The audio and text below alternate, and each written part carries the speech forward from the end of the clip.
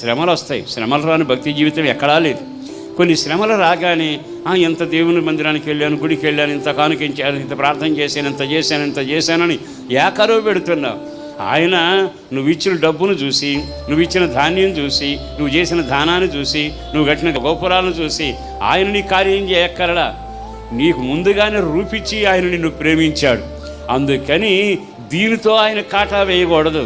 నువ్వు చేసిన ఘనకార్యాన్ని బట్టే కాటా వేయక నీతి న్యాయం ప్రకారం నేను నడవాలి అనే ఒక ఆలోచనకు వస్తే ఎక్కడైనా దారి తప్పిన వెంటనే ఆయన శ్రమపరచడం మొదలు పెడతాడు. మీకు అర్థమైన మాట చెబుతాను. పార్కుల్లో చెట్లు ఉంటాయి కదా, ఎరువు నీరు మేత అన్నీ ఉంటాయి, పుష్కలంగా ఎదుగుతుంది, పచ్చగా తయారవుతుంది. కానీ అక్కడ తోటమాలిని పెడతాడు.